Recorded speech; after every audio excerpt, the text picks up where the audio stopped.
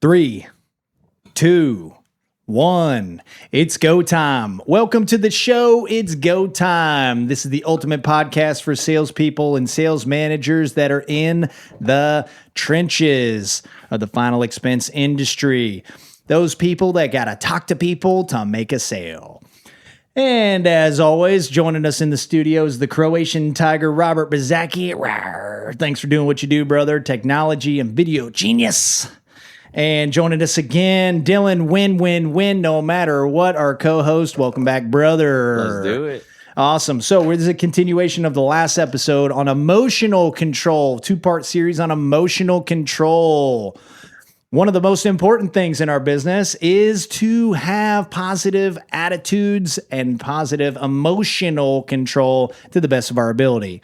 And again, like we talked about in the last episode, it is not like once you hit the sweet spot of a golf club for the first time, you're like, I'm the best golfer in the world. Nope. You got to keep showing up and you're going to make mistakes. Things are going to happen. So emotional control is super important. On the previous episode, we talked about in the moment. Emotional control in the moment. When I'm losing my mind, how do I stay focused? This episode is going to be on preventative measures, right? So this is outside of the field. This is not in between the precious hours of selling time, right? By the way, selling time is precious time. If you think that it's a commodity and just a nice thing to maybe do, no, knocking time is precious time. Calling time is precious time. Prospecting time is precious time. And the preparation of our mind and our body going into our days and into our weeks are extremely important. And they're one of the biggest things, if I can put my finger on it, of why I lose my mind out in the field. It's not because of what's going on in the moment. It's because of the preventional measures that I'm not doing.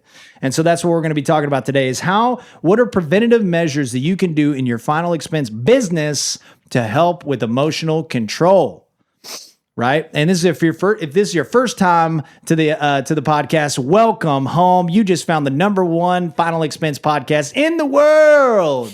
The only problem is the world doesn't know about us yet. So if you get value out of these episodes, one little thing, one itty bitty thing, or a lot of bitty things, please just share it with a friend, a teammate, coworker, manager. Hey, check us out. So we love you. Thanks for doing that. All right, D-Win, preventative measures on emotional control. What's at the forefront of your mind for that? #1 is always, you got to have a goal. Got to have a goal. You got to have a goal. Oh, but I have goals, man. But then it's not your real goal because there's a cool thing you said that when I first started. It's like if you have more than 3 priorities, you have no priorities. So you really got to focus on what's the main goal that's pushing you forward. What's something that's actually getting you to do exactly what you're doing at this very moment in this very time. And if you don't know, then it's really hard to identify what's going on in your business and your life if you're just mindlessly walking, right? If what was the thing you like to say? If you're aiming at nothing, you're sure to hit it. Copernicus says the man to shoot at nothing is sure to hit it. And that's the same thing with this. You'll hit nothing. You're going to hit nothing because if you're just if you're walking through life aimlessly, you have to wake up and realize I have to be chasing something. There has to be something that's What am I chasing? Exactly. What am I going for? What's your goal? Where are you chasing? What's going to make you feel fulfilled? I think it's 200,000 this year. And then the question is, why? And if you can't answer why, then it's not a real goal. Yeah. And so, like, you really got to sit down and think when it comes to me prepping for my mental, because something what Mr. Beast says, I love listening to Mr. Beast podcast. Because he said this one time, he's like, if I cared about my mental health, then I wouldn't have the success I had. Why? Because he already had the success built out, and all he could do is focus on that success, on that goal of what he was chasing. He did a video where he counted I think it was like 100,000. And what kind of regular person would do that? No, I wouldn't do that. I'm going to sit here and be honest. I'm not going to sit to count 100,000 on the camera. But his goal was to complete that video as quick as possible so he can move on to the next for something way bigger. And no one's going to sit there for 100,000 seconds counting if you don't have a true goal. Because then halfway through, you're going to be like, what am I doing this for? What is the point? Why am I doing this? A good talk I just had with a teammate was I asked him, I was like, why are you doing this? What's the point? Oh, I don't know. That's why you're losing motivation. And that's why you're losing motivation. That's why you don't want to leave Monday morning. Yep. It doesn't matter how much friction we remove. If you don't know why you're getting up and moving, there's no point of you moving. It's going to be very short-lived. Exactly. You might show up on a regular basis, but it's going to be very short-lived. If you do not have a goal at the forefront of your mind that you can get emotionally behind. I love that. Attach your emotion behind it and figure out what is going to keep me on the line. So when I shoot straight, I'm going to sure hit it instead of mindlessly aiming, because you're going to hit something. You matter like it or not, so you might as well hit something that you want to hit, and you just be 10 times better. Here's a test. All right, for you, the listener, right now. Okay, give me your top 3 goals that you're going for right now. Boom, just say them out loud. Go, say them out loud. What's your top 3 goals? Are they at the forefront of your mind? Right? Are they visibly around you? Right? Do you know them like memory? Right? If you cannot list the 3 that you're going for right now, it could be physical, it could be in your business. I don't care what they are. But if you can't rattle them off, that was a test. If you can't rattle them off right off the rip, they are not a goal. Right? You can say you have goals, but like, what's at the forefront of your mind right now? And it could be a daily target, could be a weekly target, could be whatever. It could be for 15, 30 years from now. I don't care. Like, but you have to have a goal in mind, because what's interesting is there's been lots and lots of times where I thought I had a goal, and it really wasn't a goal. I was interested in that goal. I was not committed to that goal. So if you're committed to the goal, you have it at the forefront of your mind. If you're interested in the goal, I don't even know what I'm. I think it's this. I think it's that. Columbus went to sea. He was like, I'm gonna just go and see what, right? But his goal was like, surely there's India across from the ocean, and he landed up in America. He hit something because he was aimed towards it. And if you put that perspective on your own life, you're like, oh, surely even if I'm wrong, I'm gonna hit something as long as I go this direction. He was wrong, but he landed somewhere. He did bad things, but he landed somewhere, and then he discovered something way greater. And if he just went in, it's like, I'm just going to see where this ends up taking me. His whole crew could have passed away. He could have been stuck at sea for a lot longer and end up back home. He was going to do something. So he was like, I'm going to go this direction. I don't care what it does. I'm sure this is the goal. This is where I'm supposed to be going. So I'm going to hit it no matter what. And he did. He eventually hit land and discovered something new. And they were willing to die for their goal. Exactly. Right? Now, I don't know if we got to go that extreme on our goals, but like, you got to be willing to do a lot of stuff to hit your goal, right? Ethically and all that good stuff. But like, hey, do we have a goal that we're relentlessly attacking, right? Is it at the forefront of your mind, right? Do you have it around you? Do you have it accessible? Are you writing it down on a consistent basis? Are you telling people about it, right? Because if not, if we don't have a goal, then if you're wondering why your motivation and inspiration is so short-lived, it's almost certainly because you don't have a true goal that you get behind, that you believe that you can hit, and that you're going to be willing to eat a lot of crap to hit it. Eat glass for it. Yeah, man. Yeah. So number 1 is get a goal, right? And so we're going to keep this one shorter than the last one. Our technology genius was yelling at us. So on to the next one. So that's goal. I truly believe, because here's the thing is, when I feel like I have the most emotional control, I'm doing these things. Right. And I feel almost invincible emotionally. It's like, isn't it interesting? We go through the same stuff from week to week, but some weeks it affects us more than others, and some weeks it affects us less than others. What happens? What is that? Start to understand why you get demotivated, and start to understand why you get motivated. What happened? What am I doing on a daily basis that makes me feel good? Keep doing those things. What am I doing on a daily, weekly basis that doesn't make me feel good? Analyze that and start to remove some of that stuff. And I bet it's going to be stuff that you don't want to cut. But number 2 is have an elite training regiment. And as our buddy Robert Bazaki said on his call this week from Andy Elliott, are we taking training like a pain pill, or are we taking training like a vitamin? What does that mean to you there, D-Win? Taking training like a vitamin versus taking training like a pain pill? Or maybe talk about a season where you did both. Yeah, one of each. I really like Coach Carter because he had a contract in the movie where he made everyone show up in front of the class to learn the most, and he had to wear suits on game day and everything like that. Everyone did not understand what he was doing. But then the whole point of what he was doing, because they're playing basketball. They don't need to do anything to play basketball. He goes, you're right. But after basketball, what else do they got? I'm training these guys to be a better men, to be greater than what they're supposed to. And when you do that on a daily basis, when it comes to training, and you're constantly prepping yourself as, like you said, like as a painkiller, or are you actually taking on a daily basis, is where you make the biggest jump, right? Just exactly like when it comes to learning your script, being on every sales call, so you want to show up at the front of the class with the camera on. And oftentimes what we find out, the people who need to hear it the most are usually not on the calls, while the people who don't need to hear are always on the calls. Why is that? It's because they're constantly absorbing this information where they're just gonna go kill it on a natural basis. Like I see a lot of people have their cameras on. It's like, oh yeah, these guys always have their cameras on. It's abnormal if they don't, and the results always show. It's like the guy who works out every single day compared to the guy who only works out when he feels fat. Well, it's completely different when it comes to those results. It's the same thing in your mind. It's the same thing in your business. If you constantly only show up when you're required to, you only get the results that you're required of, right? So, and then if you want something more, then your life starts in that right here. If you want something more in your life, you have to go past that point where you're going to do more and more and more, because what you have now and what you've done got you to the point. But the question is that going to actually get you to the point where you want to be at? And the answer is yes. Then dude, keep rocking and rolling. If the answer is no, you got to go beyond that and show up every single day and take everything that's great for you. Like you said, removing bad stuff and putting it with good, like training, your training enrichment. If you know that's moving your business forward and that's producing 80% of your revenue, dude, go double down on that and keep pushing forward and do that on a daily basis, and you'll figure out where your income goes after that. 100%. That's definitely rerun that, so there's a lot of good stuff there. Are we taking training like a pain pill when it's convenient? Oh my God, I need code red, Dylan, my business, I'm broke, blah, blah, blah. That's taking it like a pain pill, man. Are you taking your coaching like a pain pill too? Are you taking it's go time like a pain pill? Or are you taking it like a vitamin? There's a reason why we do weekly cadence, right? Because it's your vitamin, man. It's your final expense vitamin on a weekly basis. So are we taking training like a vitamin or a pain pill? And what's interesting is, I don't know, it was half the team or something like that had mentioned it to me. Is like, man, I think thank you for that, by the way, Robert. Is a lot of teammates were like, hey man, I've been taking training like a pain pill. Isn't it interesting? They don't have momentum. Isn't it interesting? They're not feeling inspired on a daily basis.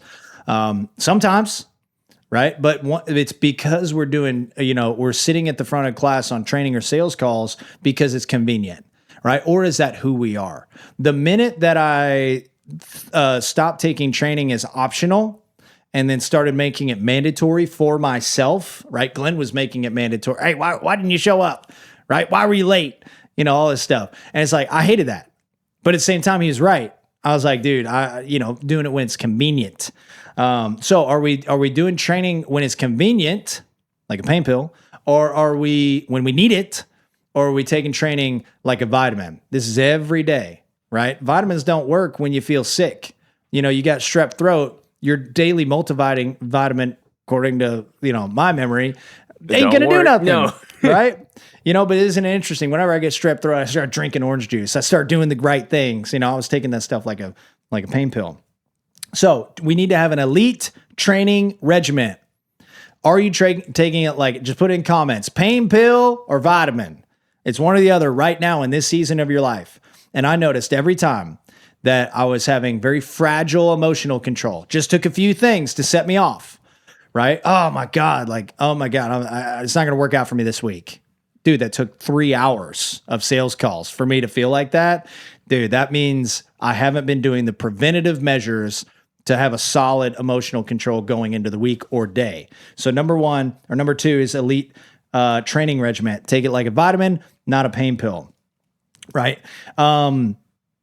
The next one is review. You were talking about reviewing your script, right? So what about learning your craft? Right? Do you think that's a preventative measure for confidence and emotional control? Yeah. Is if you're consistently learning things about, hey, what do I need to be taking out of my pitch? What do I need to be putting into my pitch? Because sometimes we're saying an intro that we've said for a long time, and maybe it's different than what you were trained to do.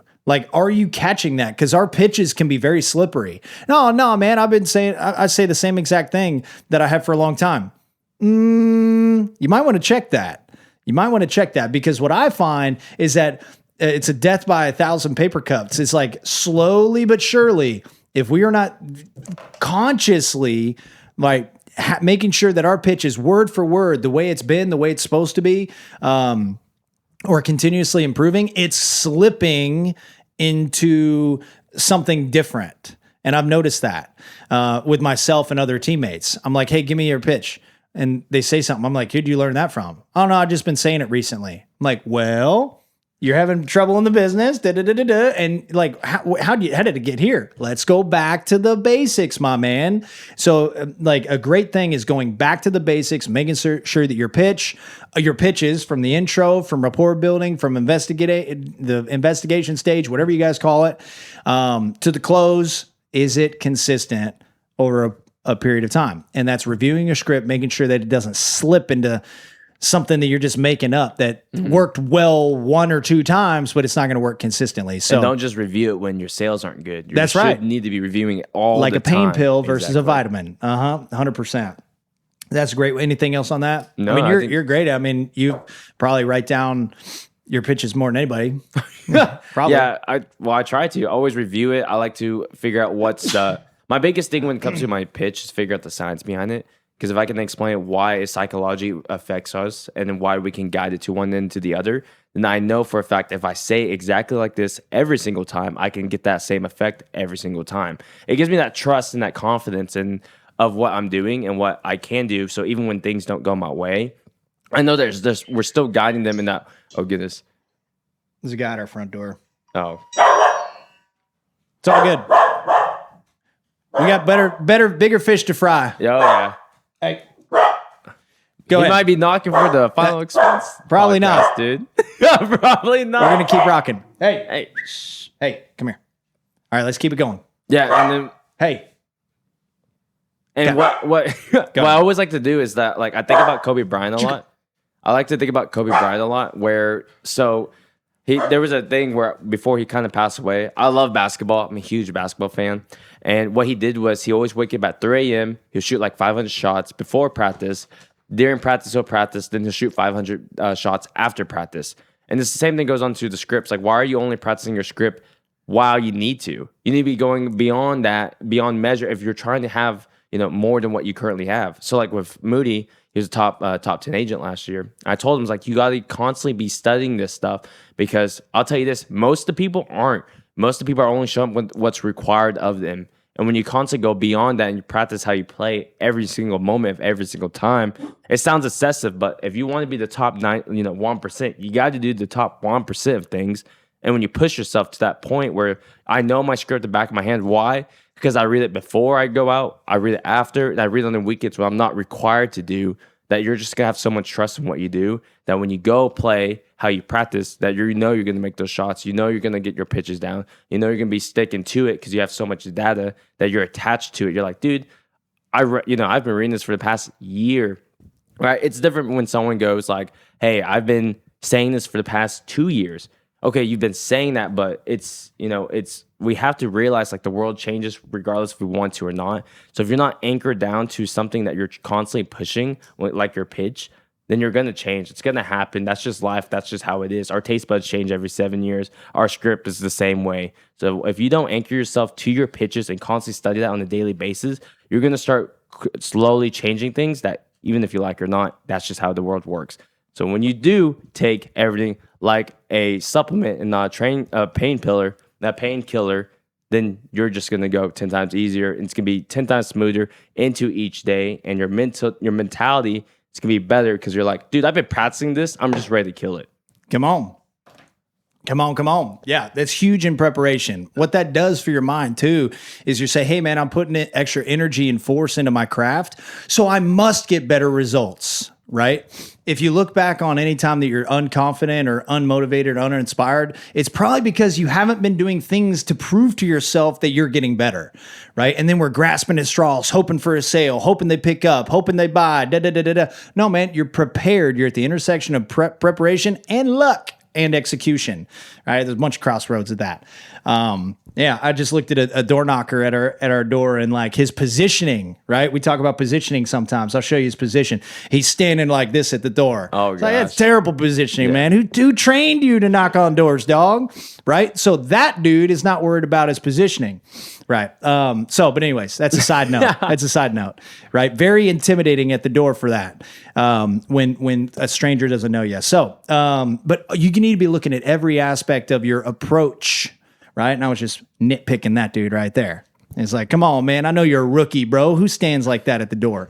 So I love that. Preventative. What are other preventative measures to really help us have more emotional control out in the field? Like, when you're doing this, and this, you feel like you cannot be stopped. I feel like environment's a big thing. Like me and you just talked about a second ago, where you're figuring out what you're doing wrong, what you're doing right, and you put yourself in an environment where you're constantly doing stuff right. Like, for example, I live with like 3 of my teammates, and I did it on purpose. It's not because of finances. It's because I know if I'm constantly around teammates all the time, all I'm going to be worried about is how to improve my business, especially if they're my guys. Like, I always have to hold myself as a higher standard because they see day and night what everything looks like.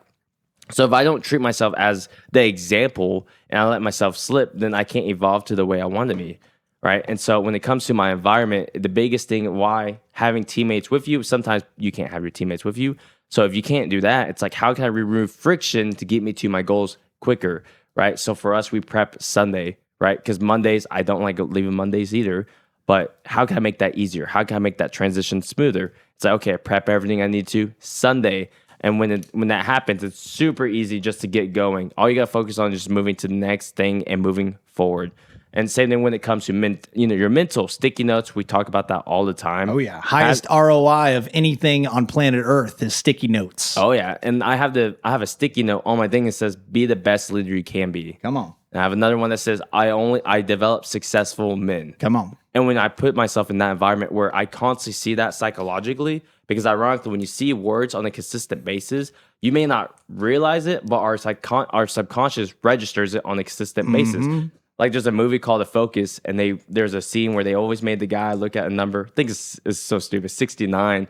But then when they made him pick a number, his first thought was 69. Why? Because he saw that all day subconsciously. And when you're constantly put good vibes in your environment, you're only going to look for good vibes. It's like the red car theory. Yeah. So when you only surround yourself with red cars and you leave that environment, you're going to see a red car immediately. You're like, oh, that's a red car. I see that all the time. Right. And it's like, that's the environment you need to be putting yourself into, is that type of growing environment or wealth environment, health environment, whatever you need for that season in your life. Put yourself in that situation where it can't help but to be growth. Do an audit of your environment, your physical environment, right? Your people environment, right? They say, hey, man, what your income or your business or your life is going to... Your net worth is developed on your network. They're by the 5 people that's closest to you or whatever a bunch of people always say, so it's also the people around you. Right. So I physically moved from Kentucky to Arkansas, and got away from an environment. Right. That's when really my business started, it seemed. Right. I was like, oh, my God, this is what true focus is. Right now, I'm not saying move away from your hometown, but I needed to change. Right. And I'd heard people say, hey, change your environment, change your life. Yeah. So do an audit of your physical environment. Look around where you're at right now. Wherever you're at right this second, look around. Hey, is this conducive for the environment that I want, or for my goals and for my dreams and where I'm going, right? And there's always things you can improve. So that's your physical environment. Then it can also be your environment with human beings around you as well. You live with teammates, and I think that's great. Especially if you're early in your career, I think that's one of the best things you can do is live with folks that you work with, especially in sales, man. That's an income producing activity. That's something that you'll cherish for the rest of your life. That chapter, that season, man, I miss those seasons sometimes, man. So change your environment, change your life. Guarantee. There's things that you can do in your environment. Hey, what do they say in Science of Scaling? Is hey, pick your goal, whatever your goal is, and then relentlessly eliminate anything and everything that does not align with you hitting that goal.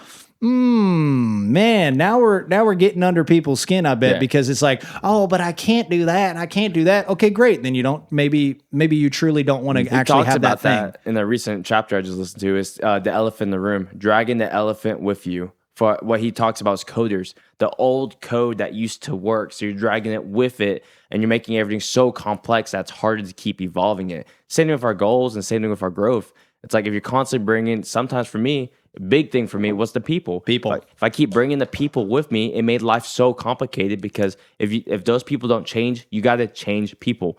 And so when you get yourself into a whole new tax bracket, whole new life that you're trying to develop, you have to realize that a lot of people won't understand why you're chasing something that's a 99.9% of failure. You have to be so delusional and surround yourself with delusional people, because when you control your thinking, you control your perspective, and when you control your perspective, you control your reality.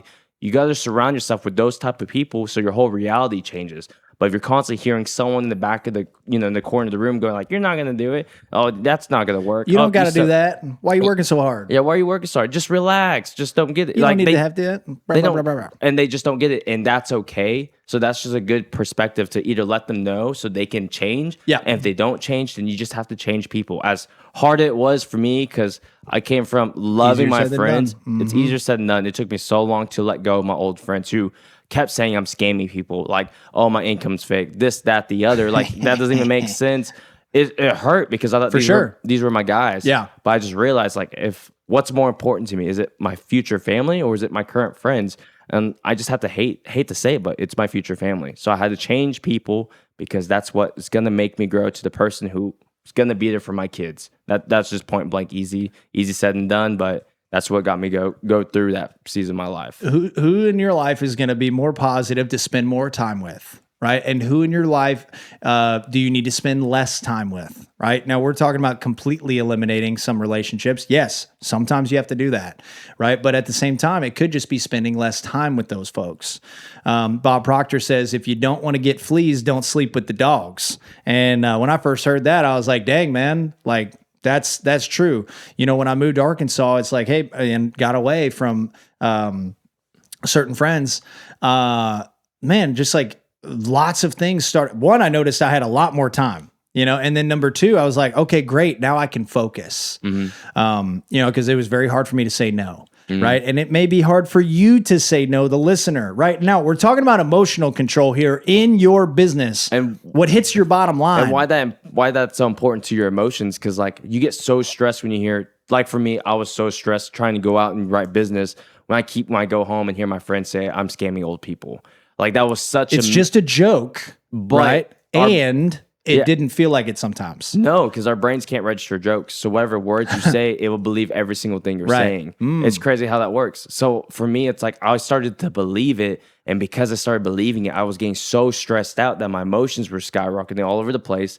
It's like having FOMO, right? It's like when you're missing the parties all of a sudden. Now you're stressed because you're like, oh, dude, I could be doing that right now. I could be going there, but now I'm knocking the door. Now your emotions all over the place. Right. So if you surround yourself, should I be doing this? Yeah, if you surround yourself with people who make it easier to focus, your emotions just get so much more control because you're able to lock in your goal and just grow to the way you need to. So when time gets tough, your first person is not to run to the people who don't know what you're doing, who don't believe in what you're doing, who don't even see the vision. You run to the people who do see the vision, who know what you're trying to do, and they can give you great advice to keep you focused when you are in the season of bad times. So it's a great preventative when it comes to life. 100%. And we don't know the true impact until we start making these kind of decisions, right? And it's not like you have to, go through your phone and start deleting. That's a complete overhaul. Go for it, right? I suggest that if that's what you need. If you need a complete overhaul in your life, hey, man. It's like social media, like you talk about. Yeah, I got it off my phone.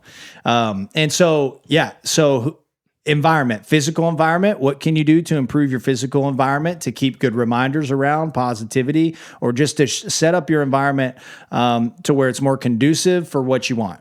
And then also in the people environment as well, right? Either completely eliminate some relationships, just don't talk to them anymore, and or just spend less time with folks that drain your energy, right? So you can call them energy vampires. We all know that person in our life, either currently or in the past, that was an energy vampire, right? Somebody that if you went to go cry on their shoulder, they'd be like, yep, that does suck. And this is why it sucks. And this is why this sucks for me. And da da da da da da. Like, watch out for energy vampires. And you would just want to spend less time with them. So environment. Okay. Whatever number we're on now is weight training and exercise, right? We are human beings. We are a beacon of energy, and we've got to move. We've got to groove. Whatever that means is if you improve your physical condition, you will improve your sales, right? And so every time that I'm looking and I'm like in the dumps and I'm negative and I'm resenting people that I shouldn't resent, either our clients or teammates or my upline, my downlines, like my spouse, me, my dog. I look back and I'm like, I've not been working out. I've not been getting good sleep. I've not been writing my goals down, which we'll be talking about some of this. And I've not been regulating my emotions. So I have zero chance right now. Like, okay, great. Like it's just a formula. So one of them's weight training. Right? If you're not consistently, or just exercise in general. So what is one thing that you can do right now to move the ball down the field? Maybe you're dialed in, right? And just skip the next couple of minutes, but maybe you're dialed in your physical condition. Great. Keep that up, man, because it is a key integral part. You're a human being. You're not a robot, right? So you need physical exercise. You need physical weight training. And I promise you, this is preparatory work, right? I promise you it'll help you have better experiences. You're going to be showing up with better vibes, and you will make more sales. You think this is kind of important in your world of things, huh, Dylan? Yeah, man. Keeps me routine, keeps me grounded, keeps me focused on like what's important. Can you notice different seasons where you're dialed in your physical condition and how it transpires to the field, to talking to clients, to your bank account, to your gumption at attacking your goals? Yeah, well, I think I talked about this a couple episodes ago, but for my first 5 months of this business, I wasn't doing so hot. Ironically, I wasn't working out either. I was eating a bunch of junk food. I didn't have the energy to keep going. And, it all ties back to like, are we on a mission? Are we looking for, progressive anything in life? And when you're constantly working out, you're like, you see the bigger picture. You see what you're working on. You see like how little things add up. And like, for me, it's like, I had to realize like the daily supplements that I take is good for my health. I have to realize each and every time I sleep is great for me. I have to realize each and every workout is good for me mentally and physically. And when you start moving your body in that type of frequency, you start to realize that every little thing you do in your business works the exact same way. It's interesting you say that, because I notice, sometimes I use workouts to get back on track. A lot of times, sometimes those are my favorite workouts. It's like, okay, nothing in my life is going to plan, right? Nothing's going good at all. Nothing. At least that's what my mind is telling me, right? You zoom out and you do the things we're talking about, you'll see that your life is actually pretty damn good, probably. Roger that. But what I noticed is the way that I work out is the way that I run leads and call on clients and talk to our clients, and the way that I finish my days or start my days, right? So if I'm going there and I'm overcoming that voice of like, okay, I'm going to go to the gym, and I'm like, well, let me get a couple more minutes of just hanging out real quick. And I'm like, nope, let's go. Right. I notice that transpires into the field as well. Right. And I go up to a machine or whatever, and I'm like, I'm going to do 4 sets of this, at least 8. Right. And then I get to 3 sets and I complete 3 sets, and I'm like, that's pretty good. Plus this, that, and the. Nope. I said 4. I'm going to do 4. And then you push yourself in your workouts. So when you're pushing yourself in your workouts, when you're wanting to quit, when you're wanting to slow down, you said you're going to run 3 miles and it's 2 miles in, and you start to compromise with yourself. Finish the damn 3 miles, because that's what you said you're going to do. I don't care how you do it. But when you finish your workouts, when you push yourself on your workouts, I guarantee you will see a commonality in how you run your business, how you run your leads, how you talk to your clients, how your hours are transpiring, right? Just think about it. Start to notice, these guys on It's Go Time said the way that I work out is the way that I produce. Try it out for a month. Right. And see how that transpires. And I promise you'll see a ton of similarities, if not parallel, to your business. So in preparation for emotional control is exercise, push yourself, weight training, push yourself, supplements, do them consistently. the good stuff. Have you noticed that to be true? Yeah, for dude, you as well? It's 100% true. When you just kind of like, yeah, I did okay in that workout. We're running the risk. That's how you're going to run leads today or tomorrow or the next week. So if you want to have a better experience out in the field, have a better experience and push yourself in your physical condition, because there's one thing that goes with you your entire life. It's your body. And that's this freaking body, man. And so you got to take care of it, right? It's a great way to raise your self-esteem. When you have a high self-esteem, you have a high production over a long period of time and in a short period of time, most of the time as well. And when you have high production, you have a higher self-esteem. Yeah. Yeah. At least for me, I don't know if that's healthy, but like it is what it is. It makes you more calm in the field. You're more abundance in life. Yeah. 100%. Like you just feel 10 times better. Even when stuff hits the fan, you're just like, okay, well, off to the next. Here we go. Yeah. And it just makes you feel 10 times better when you're getting everything done right. You're pushing yourself to the limit. You're like, okay, it's eventually going to fall. It's eventually going to come. And then boom, next house. Like you said in the last podcast, $250 double right then and there. Mm-hmm. You're like, dude, I'm doing everything I need to do. I'm just waiting for the results. Boom, it happened. Same thing with working out. It's like, I'm doing everything I need to do. I have a high intentionality. Your son's stuck in the bathroom. Yeah, can you let him out of the bathroom real quick? He got himself stuck. Did you get stuck in there, Bubba? And when you have a high intentionality and you're pushing yourself on a continuous basis, and you're like, eventually my results will show because I'm doing everything it takes to get it. The same thing shows up in your business. Yep. Right. You're like, I'm doing everything I can to do, everything I'm trained to do, and everything I prepped myself to do, that the results will fall. And it just gives you that peace of mind knowing like it's going to happen. I just got to keep pushing forward. Same thing with working out. If you are not pushing yourself physically and you are not producing what you want to produce in your business, this could and may very well be the missing piece. Try it for 60 days. Try it for 90 days consistently. Trying it one day. Oh, I worked out that one Monday morning and then I blanked all week. Those guys on It's Go Time don't. No, man, for months. Do it for months. Change your physical, like if you're overweight, right? Shed some pounds and see how you feel, right? For those that don't know, Dylan used to be fat. Right? Yeah, I used to be fat. The pictures are hilarious, and I didn't know that for months. But what happened when you transformed your body? Can you shut that door? Go for it. What happened when you transformed your body? When I was big, I had a big dramatic change in my life. Me and my ex broke up, thought we were going to get married, blah, blah, blah. The usual canon event for most guys. And then I remember I was like, you know what? No. I was staring at the mirror. It was my birthday. And I was just like, dude, I am so sick and tired of staring at myself. Good. I need to change something. Good. I was like, this is stupid. Like, I see why she broke up with me. I remember that like crushed my soul to say. Yeah. And I signed up for Planet Fitness like 5 minutes later. And what happened was when I started working out, and like at first it took so long for me to be like, I see results, like I see me changing. I didn't, but I just kept pushing. I was like, okay, if something's not changing, what else do I need to change for me to actually change? I kept just trial and error, man. I just kept going. And eventually I did lose. I lost 50 pounds and it was like 8 months.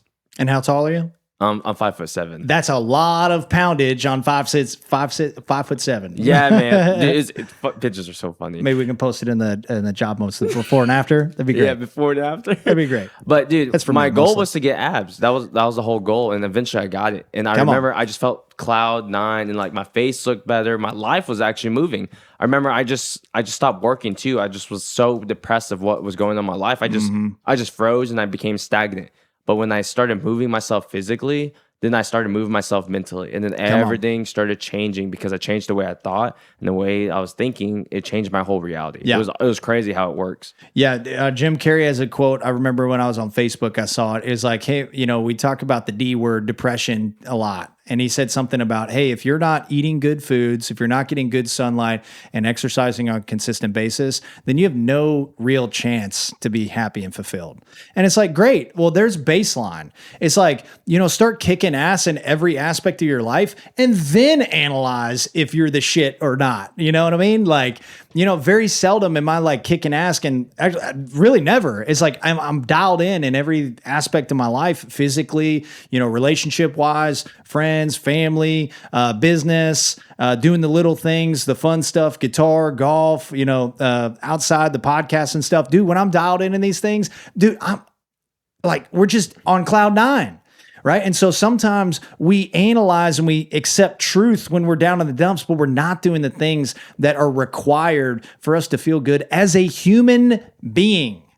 So if you are not getting the results you want in your business and you're not pushing yourself physically, do this one thing. Stop the podcast right now and just do this one thing for 30, 60, 90 days. And then you'll have a control piece right there. And you'll see that will increase your production, your fulfillment, your happiness, your joy, your inspiration, you sleeping in, and you'll want to eat junk food less. You'll do the bad stuff less. You'll feel it. Or none at all. Yeah. So like me and Brock, me and him went on a nice cut just for a rave, actually. It's funny enough, we just talked about this with Robert.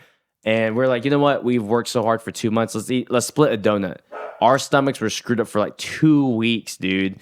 And it's just so crazy. Like when you try to bring bad stuff in your whole body, but you've wired your body to only operate off of great things, it just completely rejects it and shuts everything down. It's so crazy. Same thing with the business, dude. Yeah. And same thing with your mind. It's like, dude, if I'm constantly in a positive atmosphere, if I'm constantly in a positive thinking space, then something negative happens. This is weird. I don't want to be around this person anymore. Exactly. It's easy to identify. It's easy to make action when you can figure out what's the real problem is. Yeah. I love it. Yeah. Take fast food off for a month and then eat fast food again and see if it's actually nutrition. So love it. All right. We hit the nail on the head there. Another preventative measure. This is emotional control in the field while you're selling. Right? What can you do preventatively, right, to help you with that? And one is nervous system regulation, right? This is a big one. A lot of people call it meditation. That's a way to do that. Just breathing exercises, right? Because we are in an age of distraction, right? If there's ever an awkward space with you and strangers in a room, what do all the strangers do? They get on their phone, right? We cannot sit freaking still to save our lives. Right? It's so uncomfortable just to sit here for a second and be, right? And so we talked about it on the last one of in the moment, and it's a preventative measure, right? An easy way to calm your nerve system with breath work is just inhale through the nose for 4 seconds. And exhale through the mouth for 6 seconds. The key is to have your exhale longer than your inhale. And you do that rotation. That's a 10-second rotation. You do that for 6 minutes and you will start to regulate. You're regulating your nervous system, right? Because what happens is we hear something on our phone and then we do that thing. We check out that thing. Like we got so many distractions. And so what happens is we don't sit still. And so what happens is we're running around deregulated all the damn time. And so that transpires in the field. Leaders need to slow down to speed up. Give yourself the grace of 6 minutes, right? And I've noticed in the seasons where I'm doing this regularly, I'm like, dude, like there's a bunch of crap going on right now, but like I'm confident, we're good. Yeah, it's just part of it. And it's just such a weird thing, but it's so important. And it's a strange thing, but it's so important for emotional control is like, hey, am I giving myself the space and time to be regulated, right? Am I giving myself just a few minutes of peace? Because maybe you don't have a lot of peace in your life. And it's time to start baking this in to your schedule. And I promise you, you'll feel it and you'll see it in how you operate on a daily basis. Anything with nervous system regulation, Dylan. Yeah, I think I talked about in the last episode. It helps me regulate when I'm in the moment, but it's really like sitting down, doing it for 6 minutes, listening to really calming music or no music at all, and really envisioning, focusing on your breathing and envisioning what you want in your future. Love it. Right? There's nothing more that I feel grateful for than knowing what I'm chasing and knowing how far I've came. Yes. So when I sit there and no phone's usually on airplane mode because this generation, we're really hard to focus. So if you really focus, you're beating about 90% of the population already. Amen. So if you focus for 9 minutes and focus what you truly want in life and just breathe, then you just feel so much better. It's so weird because your eyes open, everything's 10 times brighter, and like the colors don't even look like colors. You're like, I got this. Everything's all faded, but you're like, wow, that's what I needed. Now I feel better to either pursue the day, pursue the week, whatever you need. But if you do that before every single day, or at least once a week before your week, try it and see how far you go. All right, and I'll say this: the more you do it, the easier it is to envision. For sure. The first time, I think I couldn't even move in my envisions, but now I can move. I see actions playing around. I see how my life is rolling, and it just makes me feel 10 times better. It's like, wow, that's what my future can look like if I keep going. There you go. Yeah, it's a practice. It's a practice. Yes. So nervous system regulation. Are you giving yourself time to just slow down? Let's wrap it up here with a couple more. Utilizing coaches, right? A good preparation for emotional control is utilizing your coaches, right? And so what can you do on a daily and weekly basis to utilize your coaches and your mentors in a better way, right? Are you their number one student? That's a good baseline. It's are you their number one student? If you're not, then how can you be their number one student, right? A lot of times we're like, oh my God, why am I not getting this? Why am I not getting that? It's dude, hey, are you their number one student? Okay, then you probably don't need all their attention because you're only doing half of what they coach you to do. So when you're getting coaching, when you're getting advice, right, the quickest way to lose one of your coaches is to not do what they coach you to do. Is the quickest way to lose a mentor for them to be on their side and be okay, I really don't want to give this guy time, is that you're not doing what they're coaching you to do. So you got to say words like, okay, you got it, will do, can do, I'm going to do that, right? And then do that. So in what ways can you utilize your coaching and your mentorship? Because if we don't, then we're trying to do this by ourselves. We're only doing what they're coaching us to do halfway, only what's convenient, right? It's oh yeah. So I'll go till 7 or 8 o'clock. But when they say, hey, start rocking at 9 a.m., you miss that piece and you're not doing that. So we're only doing a little bit. So utilizing your coaches, utilizing your mentors is a great way to have emotional control, because when you are doing the things that you're coached to do, the pressure is off you. You're okay, great. I trust them. I know that they know what they're talking about. I don't need to know what I'm talking about. I'm just going to do what they tell me to do, right? And then you're trusting them. So now you don't even have to trust yourself, right? Which was really helpful for me because I didn't know if I could do it. I didn't know if I was going to ever be good. I didn't know if I'd ever make money, blah, blah, blah. And I'm but they are telling me if I keep doing this, I'm going to have the things that I want. I'm going to be the guy I want to be. Oh, fantastic. So I'm just going to do exactly what they coach me to do.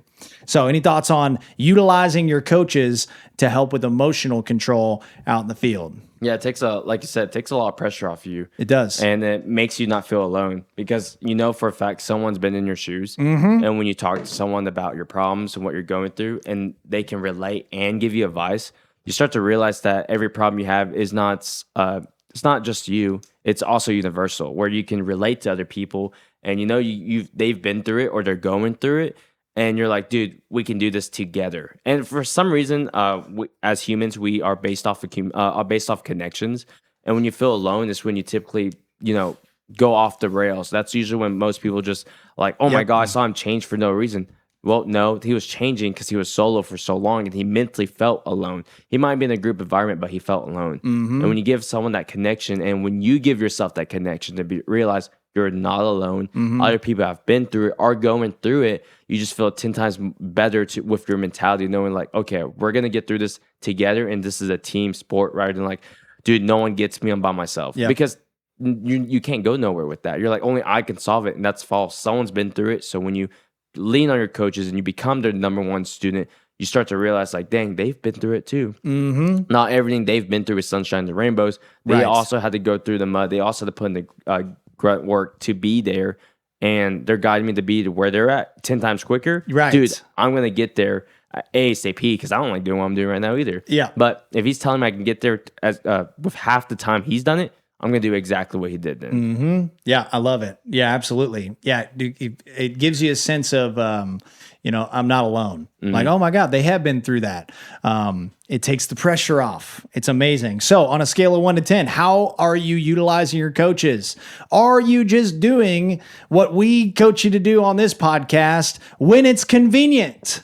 or are we doing it on a consistent basis? Are you utilizing your mentors of what they coach you to do on a 100% basis, or are you just doing what's convenient, right? Because we're in a convenience industry in a sense of like, hey man, there's a lot of freedom. And so what we find is most of the time I find people leaning towards convenience. Man, when the going gets tough, that's when I throw in the towel. I'll get it tomorrow, right? Or it's not that important. It's, 10 minutes until I'm supposed to start, and I'm going to do that other thing first and then start late. We do things that are convenient versus you need to make things mandatory.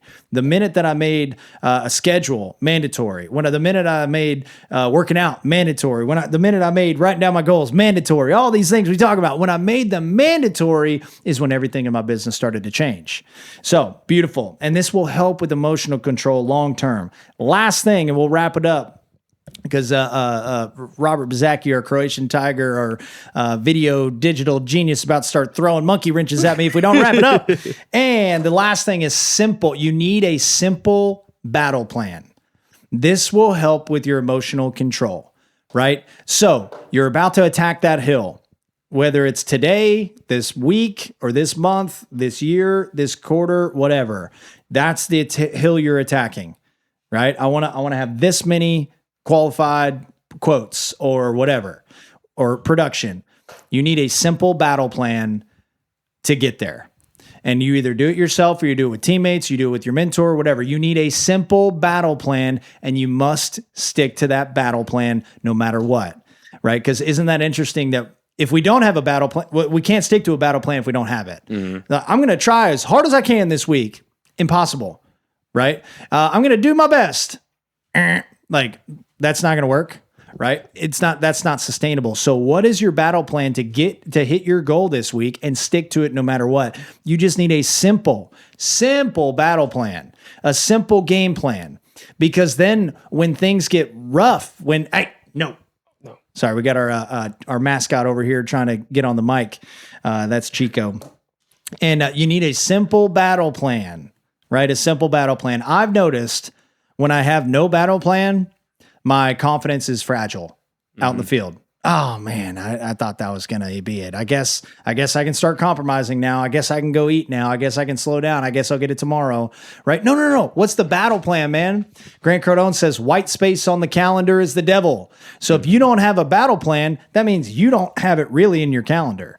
Right? So talk to us a little bit and we'll wrap it up on a simple battle plan. The weeks that you had a simple battle plan, or a period of time where you had a battle plan versus when you didn't. Dude, this is so funny. It's I just did this a couple days ago. Not even like a battle plan, but a good analogy that just happened in my life was that I was trying to build my bed. Yeah. And instead of looking at the instructions, I was just like, I'm going to build this bed the best way I can. And it was just so stupid because I was like, dude, what does A, B stand for? Like, okay, I'm guessing this is going to go together. And you only could do so much. But then there's instructions. Just read the instructions. I remember Brock was helping me. He's like, dude, the instructions right here. Amazing. He's like, you don't have to look at the photo. We could just follow the instructions. Wow. And we did it 10 times quicker. 10 times quicker. It made me feel less stressed because I was like, oh my gosh, I don't have to worry about what goes where. I just got to follow the instructions. And I could just actually build the bed that I want to.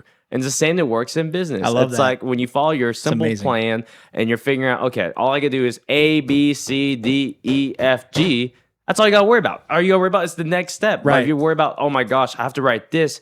And you're kind of like, dude, okay, let me go do the best thing I can do and just go out there and see if just showing up works. And yes, most of the time showing up does. But if you come in with the intentionality of this is how I'm going to get stuff done and I'm going to do it in this particular order, you just freaking crush it. It's 10 times easier. You feel less stressed and you just go in and you actually do achieve what you want to do at a lot quicker pace. So instead of writing 500 for that week, you might write 500 for 2 days for the first day. And you're like, oh my God, let's see how far I can go if I keep repeating this formula of success. I love it. Instructions. So how many of us are running around with an instruction manual of how to win and we're not even reading them? Right. So, we're like, oh my God, I'm so stressed. I don't have confidence. I don't have money. This business is so hard. It's like, you've got some version of an instruction manual of how to win in your business. And are you following it step by step by step? All we do on this podcast is give you an instruction manual of how to have better experiences with your clients, have more fulfillment out there, right? How to serve our clients at a higher level, and ultimately how to make more money. And if any of those are pressure points, you ain't following the instruction manual. You're trying to build a bed on your own because your ego's getting in the way. Was it your ego? Yeah. I'm a man. I can build a bed. This looks easy. My girlfriend's watching too, so I'm going to impress her. It's like, look, man, real men use instructions. All right. Sometimes definitely in business is like, dude, you got to follow instructions, right? And a lot of times we have the instruction manual. It's in our face and you're tossing it in the back seat. Right. One of the silliest things, right? When somebody's like, hey man, like I used to get really boogered up in between my ears about teammates not winning the business. Now it's less pressure because I'm like, okay, cool. Well, let me check on the instruction manual. Let's see how they're doing on the basics, right? So the first thing I do is go to schedule. Right? You got to have a schedule, right? Every other job on planet Earth has a schedule. Mm-hmm. Why in the hell you not following a schedule, man? Right? So let's fix that first. Right? And I had a teammate one time. It's like, hey man, like I don't really see why a schedule would really, because I wasn't following a schedule when I first started and I was winning. I'm like, great. Yeah, that's because it's not sustainable, silly goose. Right? The reason why it only worked for a month or two is because you got lucky. And or you had that newness around you and you weren't thinking too much. And then when the bullets started flying, you needed that foundation and the foundation was not set. So that's why you're screwed. It takes one bolt to ruin the bed. It takes one bolt to ruin the bed. So are you running around with an instruction manual and you're tossing them in the back seat? You want to lose your mentor? You want to lose somebody being in your side? Keep asking somebody for advice and not following their instructions. Right? That's the quickest way to get on my bad side. I'm like, this dude doesn't even care. This dude doesn't care, man. I say, hey, man, start rolling by 10 and then go till after 8. And then call me in 2 weeks and tell me your bank account hasn't exploded. Right? Mm-hmm. And lo and behold, no calls after 2 weeks. That's weird. Right? So do you have an instruction manual and are you following it to a T? Right. So you need a simple battle plan on a daily and weekly basis. What am I focused on? Right. What is success today? It might not be a production target. It may be an activity target. Matter of fact, for me, it is activity targets is that get me juiced and jacked, especially when I'm checking them off, right? I need 10 qualified sits for the next 3 days. Great. No sale, but I sit with them and it's a qualified sit presentation. Boom. I'm rocking, man. 10% done, right? Doesn't matter what I write. Right? Process focused instruction. Why? Because that was the instruction manual I was given when I first started, and it works like a charm. It's worked every single month for what's 12 times 11? 132? 132 months in a row and counting when you follow instructions in the final expense business. So, any thoughts on that? Yeah, man. It's like doing a rep in the gym, and then you're like, why have I not gained a pound of weight yet? You're not following the instructions. You're not following the instructions. And even then, no, I'm sorry. You're an anomaly. Yeah, you're the one human being on planet Earth that it doesn't work for. And even then, it's like, why are we have that conceptualized on our sales? It's like, I'm not going to do one workout and be like, dude, I've just gained 10 pounds. Ironically, sales can work the same way. But you got to keep yourself in that whole mentality of like, as long as I put in the work over a long, consistent basis, I'm going to gain 10 pounds of lean mass. I'm going to lose 10 pounds or whatever I want to lose, whatever. Even with that mentality, going back to, your health, when you bring that whole energy into your, to your business and you're doing per sit and you're just calculating how much effort you're doing, the results will still follow no matter what. These are preventative measures. If you're going cuckoo for Cocoa Puffs out in the field, re-listen to this. This is going to help you prepare your mind, body, and soul for the battle that we call sales. Right? Sometimes we expect that it not to be hard, right? What a silly expectation sometimes, right? It could be the easiest thing in the world and it can be the hardest thing in the world. And sometimes it's in the same day. So in review, you got to have a goal, right? These are things to help prevent you going cuckoo for Cocoa Puffs out in the field to where it happens less often and it happens for less time, right? So now I get cuckoo for Cocoa Puffs. Now it just lasts a couple hours, maybe even at that, right? When before it would last weeks, maybe even months, right? And then I didn't know it. So you need to have an elite training regimen, right? You need to be reviewing your script. You need to always be consciously making efforts towards improving your craft. You need to be weight training. You need to be improving your physical condition. You need to be exercising, right? But I got a bum knee. Great. You can still do something, right? You know, you ever seen the dude with no legs who's jacked? I was just thinking that. Bro, yeah. You think that dude's got some excuses? Yeah, he does, and he doesn't use them, right? So what's your excuse? And trash it. So one of the other few things is nervous system regulation. Are we slowing down so we can speed up, right? Are we utilizing our coaches, right? Are we following the instruction manual? Or are we skipping right to step 4, and that's where you cash in? No, you got to go step 1. And step 1A, step 1B, right? Follow instructions exactly until you find out that your mentor is lying to you or until you figure out that they have no idea what they're talking about. Until then, follow instructions exactly. Preparation, right? What are you doing on the weekends to prepare your mind, body, and soul, right? My coach said, hey, man, do you ever get really jacked up after you drink a bunch of beers the night before? I'm like, no. And he's like, all right. Well, 1 + 1 = 2. I'm like, yeah, you're right. So what are we doing to prepare our mind, body, and soul on the weekends, on the mornings, in the evenings? Brendon Burchard talks about the 72-hour rule, and the last 72 hours is going to be the biggest predictor of your emotions for that day, based on what you ate, what you did, what you drank, what you didn't drink, blah, blah, blah. So preparation is insanely key, right? The just showing up and seeing how it goes is not sustainable. Just showing up and seeing how it goes can be profitable for a little while, but I'm telling you right now, it's not sustainable, right? And we must have a simple battle plan on a daily and weekly basis. What am I doing? What am I going for? How am I going to do it? Right? What's my schedule? All right. And stick to it no matter what. We're going to wrap it up here. We're at the top of the hour. Thank you, Croatian Tiger, for not throwing a monkey wrench at us, for going over. Thank you for sticking with us. Public service announcement. Please be kind. We need more neighborliness on this planet. We need to be kinder to each other in traffic. Be kinder to your clients. Be kinder to the people around you. We need more kindness on this planet. And don't forget, what time is it? It's go time, baby. It's go time, baby. Let's go. Do it.